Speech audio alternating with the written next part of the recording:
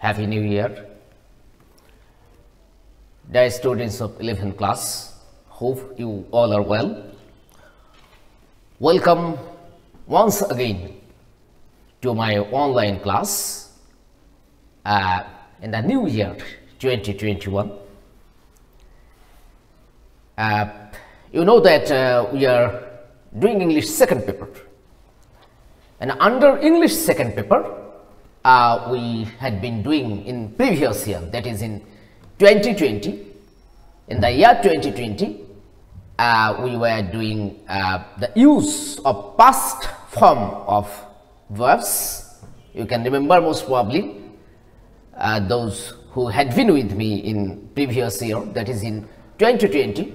You can remember that in the last year we left our discussion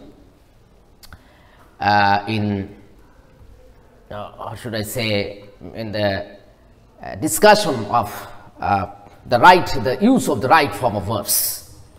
And I can remember, as far as I can remember, we completed two rules under this topic, that is the use of right form of verbs. We completed two rules. I told you that we have many rules of using a past form of verbs, and we completed only two rules. So let's start today from rule number 3. Rule number 3 is, let me write down, the rule is that, okay, let me clarify through two examples. Example number 1.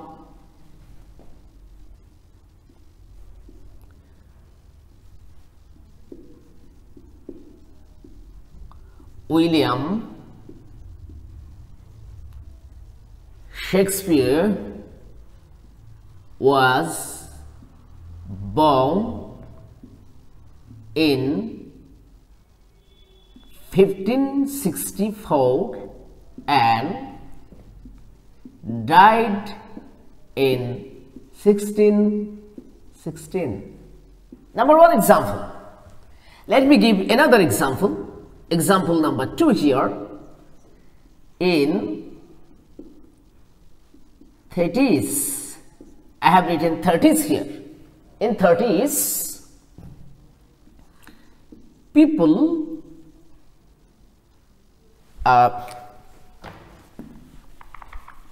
in 30s, frustration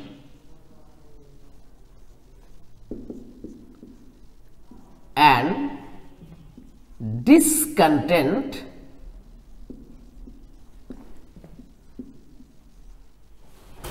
engulfed life. Engulfed, I have used here the past form of main verbs, and then was born, I have used the past participle form, that is the past form, and here I have also used past form of main verbs. So I have written two sentences here using the past form of main verbs. Now let me explain why I am using the past form of main verbs here, that is William Shakespeare was born, the past participle form of main verb bear, born, you know.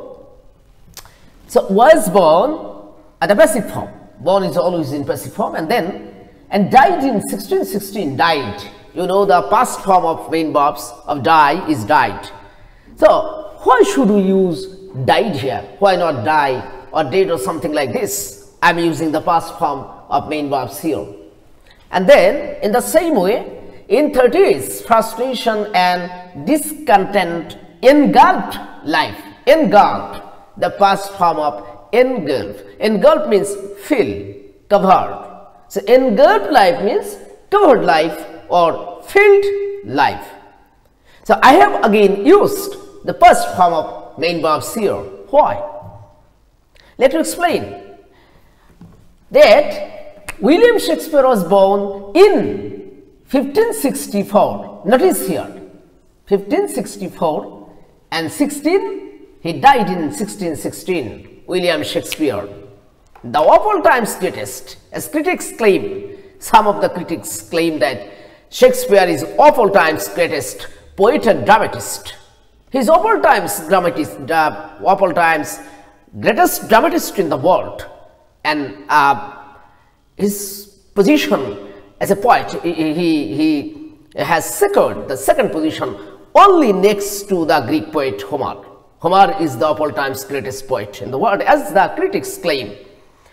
And William Shakespeare has been given the second place as a poet, but as a dramatist, he is of all time's greatest dramatist in the world, who wrote 37 superb plays. You should remember this. Okay, so this William Shakespeare was born in Stratford on Avon, in London. William Shakespeare, the greatest poet and dramatist of the world. He was born in 1564. Really, he was born in 1564. This is historical true. Well, it is not something imaginative or fictitious. This is real, true that William Shakespeare was truly born in 1564, and he also died in 1616. In April, he was born in April, and he also died in April. In the same month, he died in the same month. That is April. Anyway, so in 1564, that is a long time ago, almost 400 years, 450 years ago, he was born. So past this year, 1564, this time, and this time indicates something which happened in the past. So again, this is also true. This explanation is also true in the case of 1616. That is this year, 1616, that is almost 405 years ago. Shakespeare died almost, 405 years, exactly 405 years ago. So we are talking about an action or an event which took place more than 400 years back. So this is this year indicates something that happened in the past, and this explanation also true. That is in 1616, that is the event this described in this year past, already past. So what's the rule? If there is any word or phrase which indicates any time which has already happened, then we are to use the past form of main verbs. So whenever there is any word or phrase which indicates some time which happened or some event which happened in the past, then we are to use the past form of main verbs. And then let's go to the second example. In 30s, what is in 30s? In history, 30s means this word also indicates a period of the past. 30s means the year from 31 to 39. 30s means the year from 31 to 39. These 10 years. This decade is called 30s, of course, of the last century. That is, of the last century of 19 from 31 to 39. This decade of the last century is called in 30s. So when we are using in 30s, we are indicating a specific time of the last century. And what is the duration of this 30s? From 31st to 39. This decade in the last century is called last century, that is from 1931 to 1939. So not the last century, but the last century before the last century.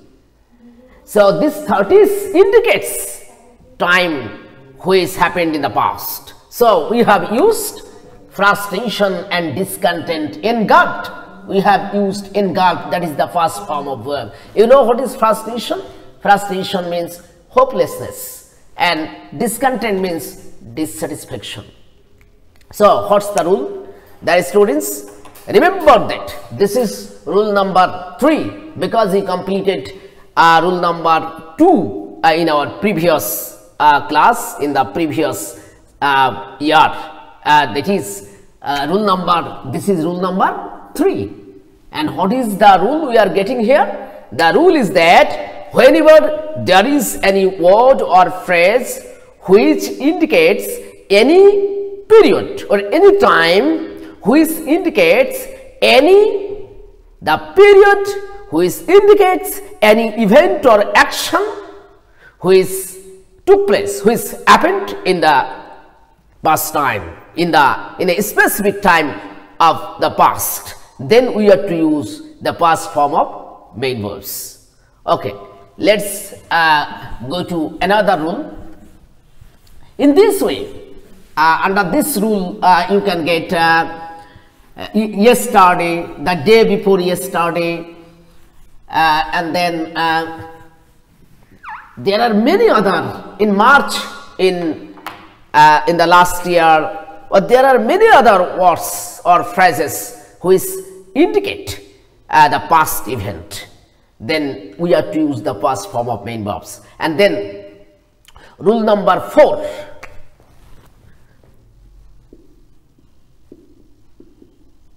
Rule 4, very interesting rule, last plus time. Let me clarify through example.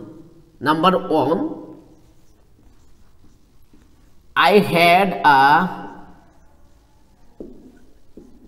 terrible dream last night.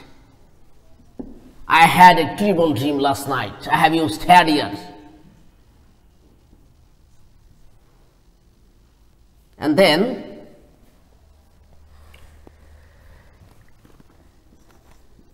in the last millennium, people saw 2 world wars. In the last millennium, people saw. Last night I had.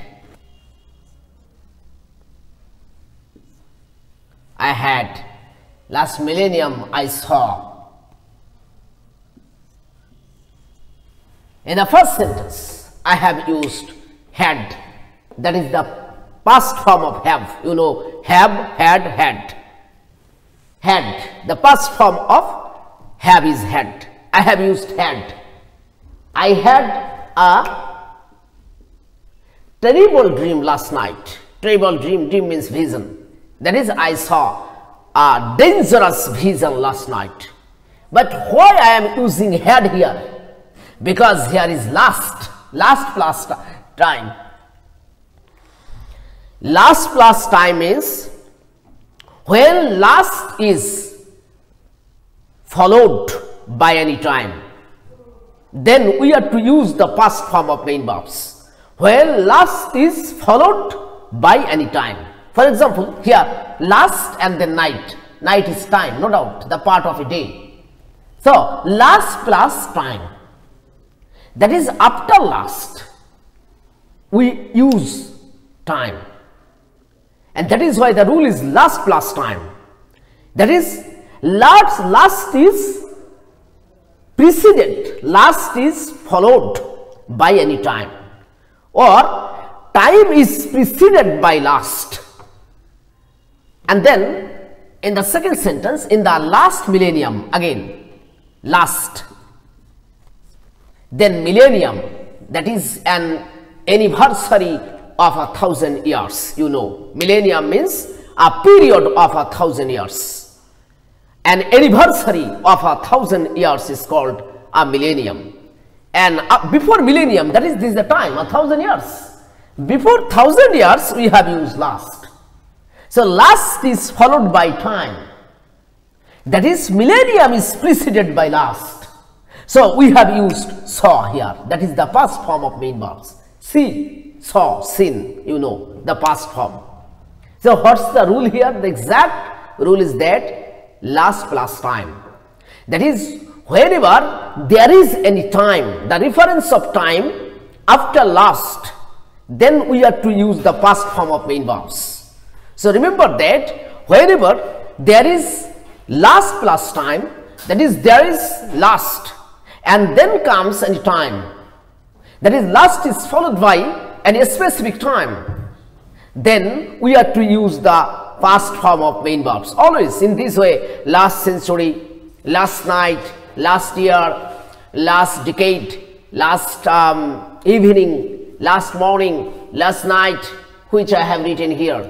So wherever there is last before any time, then we have to use the past form of main verbs. This is the rule. Just practice. And then let's go to rule number 5.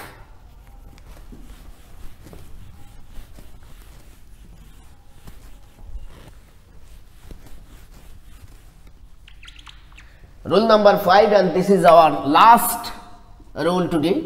Very interesting and effective rule. By using the rule which I am going to discuss now, you can express very powerful expressions, very powerful feelings of your mind, very powerful structure. Okay, let me write down. What's rule number 5 here?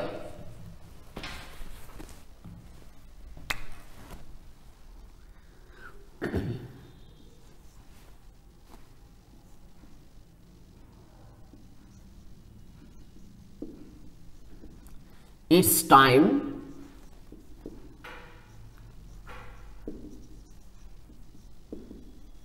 it's high time, fancy, plus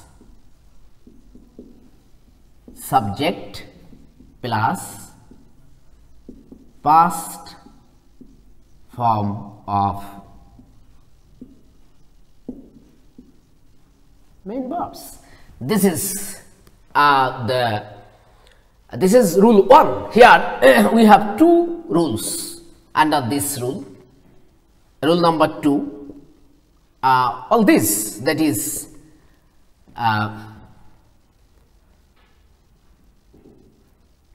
okay, let me write down again.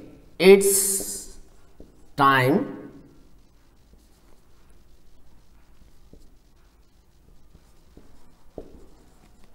it's high time, fancy, plus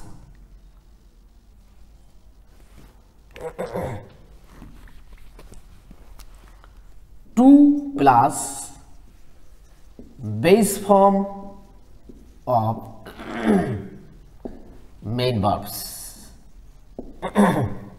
So we have 2 rules. Under this rule we have 2 sub rules. That is, when in any sentence, when you get the use of its time or its high time or fancy. Fancy means imagine. I fancy, it means I imagine. Okay. So whenever we get in this way, that is its high time or its time or fancy, then comes subject, and then we have to use the past form of main verbs. Its time or its high time or fancy plus subject plus the past form of main verbs. This is rule number 1, sub rule number 1, and then sub rule number 2, its time, its high time, fancy plus 2 plus base form of main verbs. Just notice here not the use of past form but base form, because after 2 we have to use the base form or the present form of main verbs, which is called 2 plus base form of main verbs. This is called infinitive, you know, and infinitive is always takes the base form of main verbs. So let me further explain. Its time, its high time and fancy plus 2 and here plus subject. So when its time, its high time or fancy, after all these things subject comes, then we have to use the past form of main verbs. If subject comes after all these, any of this will come, and then comes subject, then we have to use the past form of verbs. But if any of these comes and no subject is there, no subject is here, then we have to use to and then the base form of main verbs. So we are getting two rules here. Remember that. If there is subject after all these words and phrases, if comes the subject, then we have to use the past form of main verbs. And if after these words and phrases, subject doesn't come, but the main verb comes directly, then we have to use to between all these words and phrases and the base form of main verbs. This is the rule. Don't get confused. Okay, let me clarify through examples. For example,